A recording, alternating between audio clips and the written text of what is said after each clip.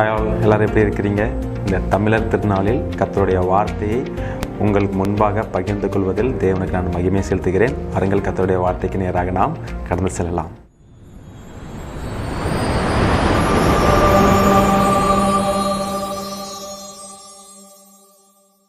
ஏசாயா 25ஆம் அதிகாரம் 8ஆம் வசனம். அவர் மரணத்தை ஜெயமாக விளங்குவார். கர்த்தராகிய தேவன் எல்லா முகங்களுமிலிருந்து கண்ணீரை துடைத்து தமது ஜனத்தின் நிந்தையை பூமியில் இராதபடிக்கு முற்றிலும் நீக்கிவிடுவார். கர்த்தரே இதை சொன்னார். பாருங்க, இந்த ஏசாயா 25ஆம் அதிகாரம் பார்த்தீங்கன்னா 1000 வருட அரசாட்சியை குறித்து இந்த வசனங்கள் எழுதப்பட்டிருக்கிறது. அப்போ ஆண்டவர் 2 காரியங்கள் செய்கிறார். Yes, the Lord do 2 things.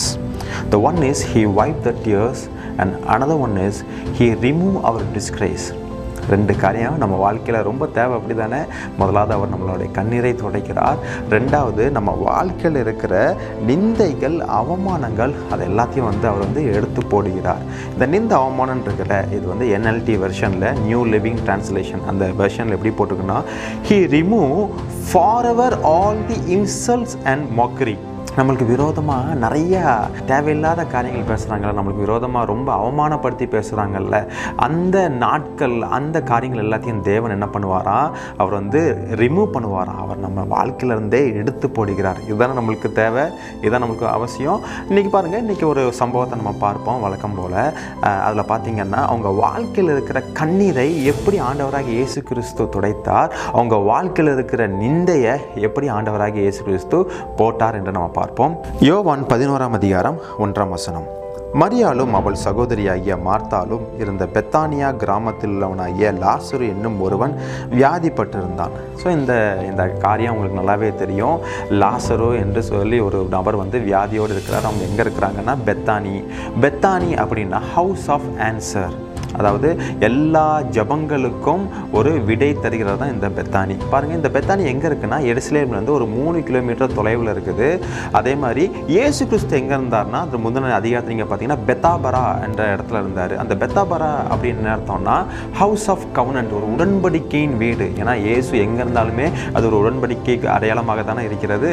அது பார்த்திங்கன்னா அந்த பெத்தானிக்கும் அந்த இயேசு இருக்கிற இடத்துக்கும் 20 மைல் தொலைவு இருக்குது. அதாவது பார்த்திங்கன்னா ஒரு நாள் நம்ம பிரயாணம் செய்யலாம். சரியா? இந்த மாதிரி ஒரு சூழ்நிலையில் இந்த மார்த்தாலும் மரியாளும் ஒரு செய்தியை, ஒரு மெசஞ்சரை அனுப்புகிறாங்க, இயேசுட்டு அனுப்புகிறாங்க இந்த விஷயத்தை சொல்லி. யோவான் 11ஆம் அதிகாரம் 3-4. அப்பொழுது அவனுடைய சகோதரிகள், ஆண்டவரே, நீர் சிநேகிக்கிறவன் வியாதியாக இருக்கிறான் என்று சொல்லி அவரிடத்திற்கு ஆள் அனுப்பினார்கள். இயேசு அதை கேட்டபொழுது, இந்த வியாதி மரணத்துக்கு ஏதுவாய் இராமல் தேவனுடைய மகிமைக்கு விளங்குவதற்கு ஏதுவாய் இருக்கிறது. தேவனுடைய குமாரனும் அதனால் மகிமைப்படுவார் என்றார். இந்த மாதிரி ஒரு சூழ்நிலையில் நம்ம ஆண்டவர்கிட்ட என்ன பண்ணுவோம்? நம்ம ஜெபிப்போம். இது ஒரு ஜெபத்தை குறிக்கிறான ஒரு செயல், அப்படி தானே? ஆண்டவர் அந்த ஜெபத்தை கேட்டாரா? Yes, he heard that prayer. ஆமாம், அவர் அந்த ஜெபத்தை அவர் கேட்டார். Still he is in control and he holds the future அப்படின்னு சொல்லிட்டு பார்த்தீங்கன்னா அவர் எல்லாமே ஆனால் அமைதியாக இருக்கிறார். இன்றைக்கி நிறைய நம்மளுடைய ஜெபத்துக்கு நிறைய நாட்கள் தேவன்கிட்ட எந்த ஒரு பதிலுமே வரலன்ட்டு நீங்கள் இருக்கிறீங்களா? நான் நிறையா ஜெபம் பண்ணிட்டேன் பிரதர், ஃபாஸ்டிங்லாம் போட்டு ஜெபம் பண்ணிட்டேன், தலைகெல்லாம் இருந்தாலும் ஜெபம் பண்ணிட்டேன், ஆனால் ஆண்டவர் ரொம்ப சைலண்ட்டாக இருக்கிறாரு. இந்த விஷயத்தில் கூட பாருங்கள், ஆண்டவர் ரொம்ப சைலண்ட்டாக இருக்கிறாரு. ஆனால் இன்னொரு விஷயம், ஒரு கான்ட்ராடிக்டான ஒரு வசனத்தை நான் சொல்கிறேன். அடுத்த வசனம் நீங்கள் பார்த்தீங்கன்னா யோவான் 11ஆம் அதிகாரம் 5ஆம் வசனம். இயேசு மார்த்தாள் இடத்திலும் அவளுடைய சகோதரியிடத்திலும் லாசருவினிடத்திலும் அன்பாக இருந்தார். கொஞ்சம் கான்ட்ராடிக்டாக இருக்குல்ல? இயேசு அவங்கள நேசிச்சார். பாருங்கள், பெத்தானிக்கு போதெல்லாம் பிரேக்ஃபாஸ்ட், லஞ்சு, டின்னர் எல்லாமே இவங்க வீட்டில் தான். சரி, இவங்க வீட்டில் தான் தங்குவார். இவங்க வீட்டில் தான் ஒரு மிஷினரி கூடுகையெல்லாம் அவர் வைத்தார். நிறையா காரியங்கள்லாம் செய்தார், நிறையா ஊழியங்கள்லாம் செய்தார் அவங்களை கொண்டு. ஆனால் பாருங்கள், இயேசு அன்பாக இருந்தான்னு போட்டிருக்கு. ஆனால் இன்னைக்கு நம்மகிட்ட ஒரு கேள்வி இருக்கும்ல, அவர் அன்பாக இருந்தார்னா why he permit Lazarus in the dangerous zone? ஏன் அவர் வியாதிப்பட்டார்? இங்கேருந்து ஒரு வார்த்தை கூட சொல்லியிருக்கலாமே. அந்த 100க்கு அதிபதியோடைய அந்த வேலைக்காரனுக்கு ஒரு வார்த்தை இவர் சொன்னார், அவங்க சொஸ்தமான, அதை பண்ணியிருக்கலாமே. சரி, அவன் வியாதியாக இருந்தான், அவன் சாக்கிறதுக்கு முன்பாயாச்சும் போயிருக்கலாமே. why he delay? இந்த மாதிரி கொஸ்டின் நம்மளுக்கு வருது இல்லை? ஆண்டவருடைய அன்பு ஒரு பேம்பரிங் அன்பு கிடையாது பிரியமானவர்களே. நான் விசுவாசிக்கிறேன் இந்த செய்தி உங்கள் ஆத்மாவுக்குள்ளே போகும். ஆண்டவர் அன்பு எப்படின்னா, ஒரு குழந்தை கூட 24 hours இருக்கிற அந்த பேம்பரிங் லவ் கிடையாது. That is a perfect love. இன்றைக்கி நம்மளுக்கு குழந்தைய நம்ம 24 hours கூடயே இருப்போம். ஆனால் ஒரு 20 வயசு ஆயிடுச்சுன்னு வச்சுக்கோங்களேன், அந்த பசங்களை நம்ம எப்படி பார்ப்போம்? கூடயே நம்ம இருக்க முடியாது. அதனால அன்பு இல்லைன்னுங்கிற அர்த்தமா? அவருடைய அன்பு ஒரு உன்னதமான அன்பு. இதில் அன்பாக இருக்கான்னு போட்டுக்கல, இந்த அன்பு பேர் அகாப்பே அன்பு, உண்மையான அன்பு. அப்போ உங்களுக்கு நிறையா கொஸ்டின்ஸ் வரலாம், ஏன் ஆண்டவர் வந்து டிலே பண்ணார்? அன்பாக தான் இருந்தார். ஈவன் பிதா தன்னுடைய ஒரே பேரான குமாரன் இடத்துல அன்பாக இருந்தார். ஆனாலும் வருத்தத்தின் பாத்திரத்தை அவர் குடிக்க வைத்தார். அந்த கசப்பான அனுபவத்துக்குள்ளாக பிதா தன்னுடைய குமாரனாகிய இயேசு கிறிஸ்துவை அவர் அனுபவித்தார். அப்படி பார்த்தா நீங்கள் சொல்றது பார்த்தா அப்போ பிதா இயேசு கிறிஸ்துனுடைய மேலே அன்பா இல்லையா? இல்லைங்க. நம்மளுடைய ஒவ்வொரு வாழ்க்கையிலையும் எது நடக்குதோ, நம்ம கம்ஃபர்ட் ஜோனை என்றைக்குமே நம்ம பார்க்கக்கூடாது. ஆனால் நம்ம ஒவ்வொரு நாளும் ஒவ்வொரு செயல்களிலும் தேவனுடைய நாமம் மகிமைப்படுகிறதா என்று நாம் பார்க்க வேண்டும். பிரியமானவர்களே, Jesus could have prevented Lazarus from the sickness, but he didn't do. ஏன்னா அவர் ஏன் அப்படி செஞ்சாருன்றா, அவர் அந்த காரியத்தில் தேவனுடைய நாமம் மகிமைப்பட்டதா என்று அவர் பார்த்தார். It is not important that we Christians are comfortable, but it is important that we glorify God in all that we do. Yes my friend, we must live by faith, not by sight. நம்ம சூழ்நிலை கண்டு நம்ம வாழவே கூடாது. நான் நிறைய ஜெபம் பண்ணேன், என் ஜெபத்தை ஆண்டவர் கேட்கல, ஆண்டவர் ஏன் இன்னும் வரலை அப்படின்னு சொல்லிட்டு நாம் உலகத்தில் இருக்கிற ஜனங்களை போல் இருக்கக்கூடாது. ஏன் வரல, எதுக்கு வரலன்னு சொல்லி ஆண்டவர் ரொம்ப தெளிவாக பண்ணுறாரு பாருங்க. அது உண்மையிலே ஒரு ஹோப்லெஸ்ஸான சிச்சுவேஷன் தான். ஆண்டவர் வந்திருந்தால் ஒரு சில காரியம் நடந்திருக்கும். ஆனால் நீங்கள் நல்லா பார்த்தீங்கன்னா 11ஆம் அதிகாரம் 6ஆம் வசனத்தில் தெளிவாக போட்டிருக்கிறது, அவன் வியாதியாக இருக்கிறதற்காக அவர் கேள்விப்பட்ட பொழுது தாம் இறந்த இடத்தில் பின்னும் 2 நாள் அவர் தங்கினார். 1 பேதுருவில் தெளிவாக போட்டிருக்குது, ஏற்ற வேளையில் கர்த்தர் உங்களை உயர்த்தும்படிக்காக அவருடைய பலத்த கரத்துக்குள்ளே அடங்கிருங்க. பின்னும் 2 நாள் தங்கினார். இப்போ நான் இந்த சினாரியோவை நான் வந்து Day 1, Day 2, Day 3, Day 4 அவங்ககிட்ட நான் சொல்கிறேன். முதலாவது நாள் Day 1 the messenger came to Jesus house. அப்படி தானே இவங்க வந்து ஆள் அனுப்புகிறாங்க முதல்ல. ஏன்னா பெத்தானியில் இருந்து பத்பேராவுக்கு போகிறதுக்கு 1 நாள் ஆகும், அதே போல் அங்கேருந்து வர்றதுக்கு 1 நாள் ஆகும். அப்போ 1 நாள் ஃபுல்லாக பிரயாணம் பண்ணி அந்த விஷயத்த சொல்கிறாரு. அன்றைக்கே லாசரு மரித்து விட்டான். ஏன்னா அதுக்கப்புறம் பார்த்தீங்கன்னா இயேசு 2 நாள் அங்கே தங்கினார், அதே இடத்துல இருந்தார். அப்போ 3 நாள் ஆகுதா? அப்போ 4ஆவது நாள் பெத்பேராவில் இருந்து பெத்தானிக்கு அவர் ட்ராவல் பண்ணுறார். 4ஆவது நாளாக அவங்கள பார்க்க போதான் அவர் சொல்கிறாரு, மார்த்தா என்ன சொல்கிறா, அவளை அடக்கம் பண்ணி 4 நாள் ஆயிட்டே. அப்போ ஆண்டவர் முக்காலத்தையும் அவர் அறிந்தவர். Jesus was not waiting for Lazarus to tie because he is already dead. Jesus was waiting for Lord's call.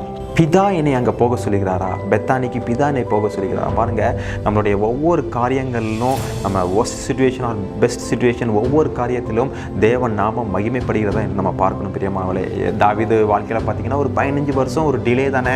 யோசேப்பு வாழ்க்கையில் 13 வருஷம் டிலே தானே. ஆனால் பாருங்கள், முடிவில் என்ன ஆகுதுன்னா அவங்க வாழ்க்கையில் இருக்கிற எல்லா கண்ணீரையும் தேவன் துடைத்து போட்டு அவங்க வாழ்க்கையில் இருக்கிற எல்லா நிந்தையும் தேவன் அவர் புரட்டி போட்டார். அப்படி தானே? நிச்சயமாகவே உங்கள் வாழ்க்கை ஆண்டவர் டிலே பண்றாருன்னு நீங்க நினைச்சீங்கன்னா 2 காரியம் உங்க வாழ்க்கையில பண்ணுவார். பிரியமானவர்களே, உங்க வாழ்க்கையில இருக்கிற கண்ணீரை அவர் துடைக்கிறார், உங்க வாழ்க்கையில இருக்கிற நிந்தையை அவர் புரட்டி போடுகிறார். அப்போ இந்த மாதிரி சூழ்நிலைகள்ல இருக்க போதும், ஆண்டவருடைய டிலேல இருக்க போதும் நிச்சயமாகவே மக்கள் வித்தியாசமா பேசுவாங்க. அப்படிதானே? பாருங்க, யோவான் 11ஆம் அதிகாரம் 37ஆம் வசனம், அந்த கூட்டத்தில் இருக்கிற சிலர், குருடனுடைய கண்களை திறந்த இவனை சாகாமல் இருக்க பண்ணவும் கூடாதா என்றார்கள். பாருங்க, இந்த மாதிரி சூழ்நிலைகளில் நம்ம சுற்றி இருக்கிற ஜனங்கள் கண்டிப்பாக நெகட்டிவாக தான் பேசுவாங்க. இறந்த உடனே வந்து உயிரோடு எழுப்பியிருக்கிறாங்க. ஆனால் பார்த்தீங்கன்னா இறந்து 4 நாளுக்கு அப்புறம் சரித்திரத்திலே யாரும் அப்படி பண்ணதே கிடையாது. அதனால தான் ஜனங்கள் பேச ஆரம்பிக்கிறாங்க. குருடனுடைய பார்வையெல்லாம் அவர் செஞ்சார், நிறைய அற்புதம் செஞ்சார், இவனை சாகாமல் இருக்க வச்சிருக்க கூடாதுன்னு சொல்லிட்டு ரொம்ப நெகட்டிவான காசிப்பிங்லாம் இந்த ஜனங்கள் பண்ணாங்க. ஆண்டவர் எல்லாத்தையும் கேட்டாரா? ஆம் பிரியமானவர்களே, ஆண்டவர் நம்ம பேசுகிற ஒவ்வொரு காரியத்தையும் கேட்டுக்கொண்டிருக்கிறார். அதுக்கப்புறம் பாருங்க, யோவான் 11ஆம் அதிகாரம் 33, 34, 35, அவள் அழுகிறதையும் அவளோடு கூட வந்த யூதர்கள் அழுகிறதையும் இயேசு கண்டபோது ஆவியிலே கலங்கி துயரமடைந்து அவனை எங்கே வைத்தீர்கள் என்றார். ஆண்டவரே வந்து பாரும் என்றார்கள். இயேசு கண்ணீர் விட்டார். எனக்கு பைபிளே ரொம்ப பிடிச்ச டாப் 5 வசனம் நீங்கள் கேட்டிங்கன்னா இந்த 35வது வசனம் தாங்க. இயேசு கண்ணீர் விட்டார். ஆண்டவர் அழுதார். எந்த உலகத்துலையாச்சும் இன்னைக்கு நிறையா ஆண்டவர்கள் தேவன் சொல்லி இருக்கிறாங்க, எந்த காடாவது இப்படி அழுதுருக்கிறாங்களா? ஆனால் உண்மையான தேவன் ஆண்டவராகிய இயேசு கிறிஸ்து நம்மளுக்காக நீங்கள் போகிற பாதையிலையும் அவர் நடந்து வந்துட்டு தான் இருக்கிறாரு. அவர் அழுதுட்டு தான் இருக்கிறார். நாம் நினச்சிட்டு இருக்கிறோம், I am alone in this path அப்படின்னு நம்ம நினச்சிட்டு இருக்கிறோம். You are not alone my friend, you are not alone because God is with you. ஆண்டவர் உனக்காக அழுது கொண்டு இருக்கிறார். ஒருவேளை இந்த ஆண்டவர் அழுதாருன்னு இருக்குல்ல, இந்த அழுகையை கூட இந்த ஜனங்கள் எப்படி பார்த்துருப்பாங்க நீங்க நினைக்கிறீங்க? சரி, இங்க வந்து அழுதாரு, ஏன் அழுகிற இந்த இயேசு வந்து அங்க இருக்க போது சுகத்தை கொடுத்துருக்கலாம்ல, நிறைய அற்புதம் பண்ணியிருக்கிறார்ல அப்படின்னு ஒரு கூட்டம் பேசியிருக்கோம். இன்னொரு கூட்டம் எப்படி பேசியிருக்கிறோம், சரி இவரால் எதுவுமே செய்ய முடியல போல, அதனால தான் சரி அழுது ஒரு சிம்பத்தி கிரியேட் பண்றாரு. பாருங்க, ஜனங்கள் எப்பவுமே பேசதாங்க செய்வாங்க. என்னைக்குமே நீங்க ஜனங்களுடைய பேச்சை கேட்டோ, நம்ம ரொம்ப மோசமா தேவனை அறியாத ஜனங்கள், தேவனுடைய வாசமே இல்லாத ஜனங்களுடைய பேச்சை கேட்டு நம்ம வாழ்ந்தோம் என்றால் நிச்சயமாகவே நம்ம ரொம்ப மனமடிவாத ஆகும். ஆனால் நம்ம கர்த்தர் என்ன சொல்கிறார், கர்த்தருடைய வார்த்தை கேட்டு நம்ம நடக்க போது நிச்சயமாகவே நம்ம வாழ்க்கையில் இருக்கிற கண்ணீர்கள், துக்கங்கள், துயரங்கள் எல்லாம் மாறும். யோவான் 11 அதிகாரம் 39 வசனம் 40 வசனம். இயேசு கல்லை எடுத்து போடுங்கள் என்றார். மரித்தனுடைய சகோதரியாகிய மார்த்தாள் அவரை நோக்கி, ஆண்டவரே, இப்பொழுது நாருமே 4 நாள் ஆயிற்றே என்றால். இயேசு அவளை நோக்கி, நீ விசுவாசித்தால் தேவனுடைய மகிமையை காண்பாய் என்று நான் உனக்கு சொல்லவில்லையா என்றார். பாருங்க, நேராக கல்லறைக்கு போகிறாங்க. அப்போ இயேசு சொல்கிறாரு, நீ கல் எடுத்து புரட்டி போடு, you just roll the stone. ஏன் அதை சொல்கிறாரு? நம்மளால் எது முடியுமோ அதாங்க நம்ம செய்யணும். ஆண்டவரால் எது முடியுமோ அவர் செய்வார். நம்மளால் உள்ளுக்கு இருக்கிற லாசருவை உயிரோடு நம்ம எழுப்ப முடியாது. ஆனால் ஒன்று பண்ண முடியும், அந்த கல்லறையில் இருக்கிற அந்த கல்லை நாம் புரட்டி போட முடியும். அப்போ விசுவாசத்தோடு இந்த கல்லை புரட்டி போட போதும் ஆண்டவர் வந்து நிச்சயமாகவே ஒரு பெரிய அற்புதத்தை செய்தார். அப்படி தானே? அப்போ இந்த மரியாள் கேட்குறா, 4 நாள் ஆயிற்று நாருமே. ஏன்னா நம்ம நாற்றத்தை எல்லாத்தையும் அவர் எடுத்துக்கொண்டார். பிரியமானவர்களே, கல்வாரி சிலுவையில் நம்ம மேலே இருக்கிற எல்லா நாற்றங்களையும், எல்லா கசப்புகளையும், எல்லா நிந்தைகளையும் அவர் சிலுவையில் எடுத்துக்கொண்டார். அதுக்கப்புறம் அவர் வார்த்தை சொல்கிறார், லாசருவே நீ வெளியே வா. By the power of God, by the resurrection power of God, finally the Lazarus was raised from dead. 2 காரியம் நடந்தது. அவனுடைய கண்ணீர்கள் எல்லாத்தையும், அந்த குடும்பத்தில் இருக்கிற மார்த்தாள் மரியாள் இருக்கிற கண்ணீரை தேவன் துடைத்து போட்டார். 2வது, அவங்க வாழ்க்கையில் இருக்கிற நிந்தைகள், சுற்று வட்டாரம் நிறையா பேசினாங்களோ அந்த நிந்தை எல்லாத்தையும் அவர் எடுத்து போட்டார். நிச்சயமாகவே அந்த காரியம் தேவனுக்கு மகிமையாக இருந்தது. 1 கொரிந்தியர் 15:26 சொன்னது போல, பரிகரிக்கப்பட்ட கடைசி சத்துரு மரணம்.